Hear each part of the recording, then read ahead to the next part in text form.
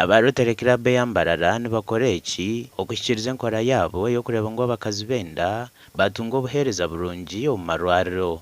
I launched this village tricycle, village ambulance. Elioth Kemirembe orukura abazarisa eirwariro nagira ngu ambulance egi neija kwangusia emirimo yabo na munonga omu kureta abakazi b'okuzara eirwariro. You could peep out and please give us way on your combat, and people would not recognize you. They'll be like celebration.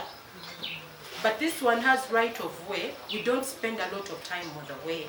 Nagira ngu obwire bucyo bamazire nayo yahwerera abakazi na munonga abo abarukuba nibenda kusindikwa eirwariro kure ryambarara okuza kuzara. It has always been too much for the past years and months, but this month we had it on compound, and you gave us a good person. Siraje, thank you so much for that.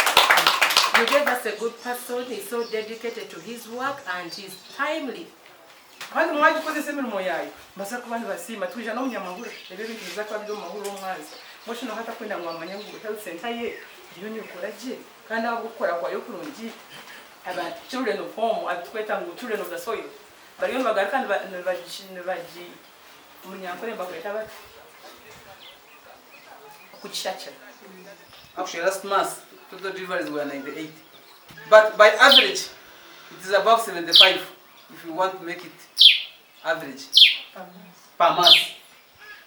So really you see we still need too much support. Ini dimwesije chairperson wa Women Council wa Kirura district asimira ba Rotary habo kutekateka hamukazi w'ekyaro. Umwana natandika kari kutegeka otanaka obona kuna obora kurya obyama oyumuka ponkano tikwa kure otandika kurya jabo mwana wawe otandika kutekateka mwana wawe oriyitaka muri kubirekera abana ba technical people abo ko ibintu byanyu matini nabira kumuhereza transfer mukuru ngo bamwara kapitolwa bari tunjisho agenesije kuburya Eirwariro rya Sanga niragura abantu bingi okurwa mu magombora garukurengo muri 5 kandi buri kwezi nibazarisa abakazi abarukurengo muri 8. Okuhwera, TV West.